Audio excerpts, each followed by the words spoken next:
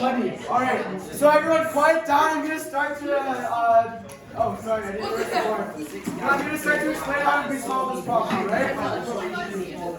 So everyone if you solve the question, put your hand back up again. What did you guys get? Go. What did you get? 1/3. 1/3. 1/5. Hey guys, don't laugh. Maybe he has the right answer. I'm not saying he does, but like, I don't know, maybe he does. Sorry? 1/3. Alright. That's a lot of 1/3. I mean, you told me. But there's a 1/5. Yeah, okay. I know, but there is a 1/5. Okay, so we have the numbers. What are the numbers? -2, -1, 0, 3, 4, and 5, right? Hey guys, can we quiet down, please? Alright. So what is the probability that a product is 0? So how can we get a product of 0? What does one of the numbers have to be? Just say it. Yeah, one of the numbers has to be 0 for the product to be 0, right? So since two different numbers are randomly selected from this set, means that we can't select two of the same numbers because they're selected at the same time, right? And since hey guys, can we quiet down, please? Can you stop talking, please? Okay, thank you. Since we're selecting these numbers at the same time, that means we can look at it, we can remove one number, and then we can remove a different number, right? Because even though that's not at the same time, it's what the question is asking us. Because let's say we were to select two. Hey guys, let's say we were going to select two numbers from this set. Two numbers at the same time from the set. We can never select the same number, right? Because you can't like take 0 and take 0 at the same time, right? Yeah.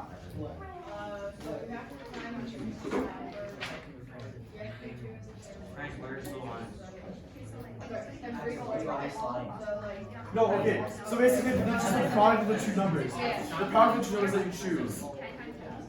Okay, guys.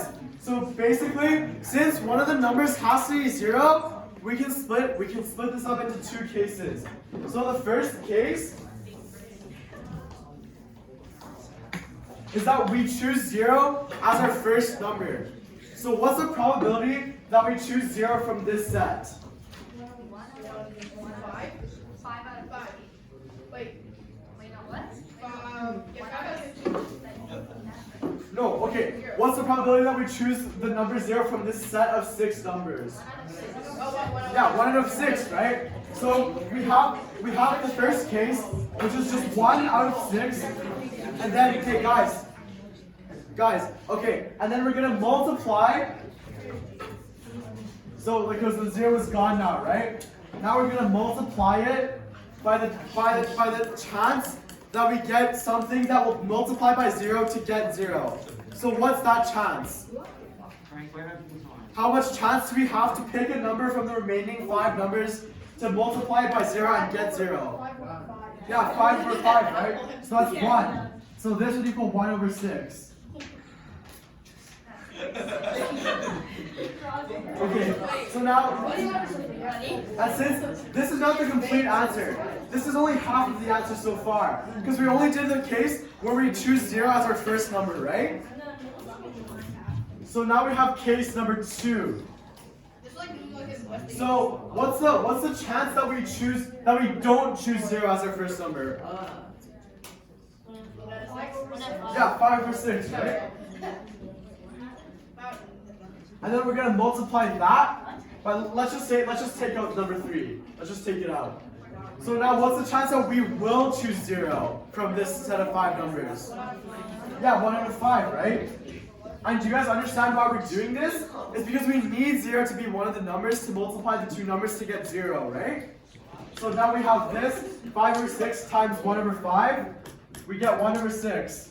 And now we need to add case 1 and case 2 because they're independent. So we have 1 over 6 plus 1 over 6 is equal to 1 over 3. Yeah. So the answer is 1 over 3. Yeah, how did you do it? If you guys have different methods of doing it, I'd love to hear from you. Yeah, how did you do it? How'd you do it? Okay, Okay, everyone, quiet down. We're gonna listen to Tony talk. Technically was her idea, but okay. So, I need to look at your sheet. So apparently you take the first number Yeah. and you got to hit the other numbers.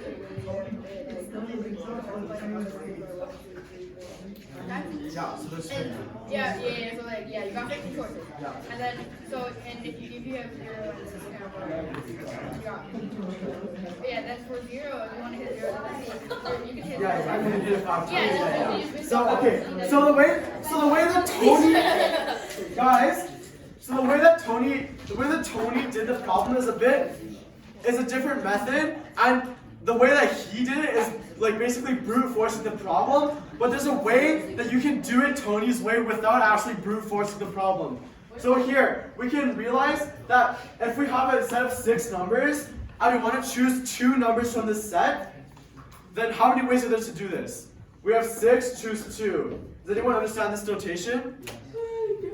Okay, so for those of you who don't understand this notation, this basically just means for any n choose k, this means n choose k.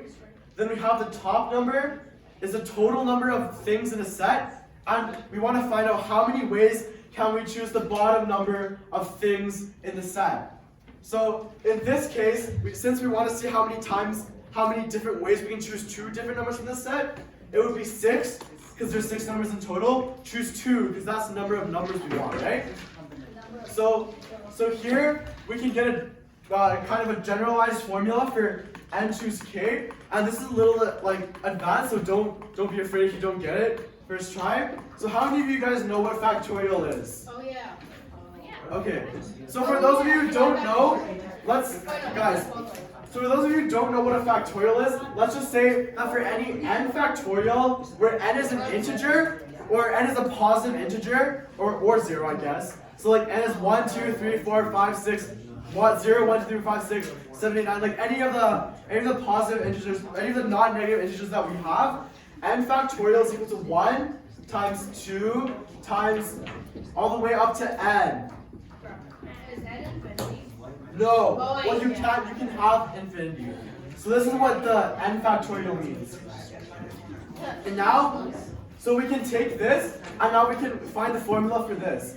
So the formula for any, sorry, I should have drawn a line here, because that might get you confused with the fraction. Guys, so for any n choose k, in this form, we can get the formula n factorial over k factorial times n minus k factorial. So in this case, guys, in this case, 6 choose 2 would be equal to 6 factorial over 2 factorial times 6 minus 2 factorial, which is equal to 6 factorial over 2 factorial times 4 factorial. So how many of you guys know 6 factorial off the top of your head? Okay, it's 720, right? But you guys shouldn't have to know this when you're doing this type of problem, because there's an easy way to reduce this type of thing. So if we have 6 factorial, we can write it out as 6 times 5 times 4 times 3 times 2 times 1, right? Right?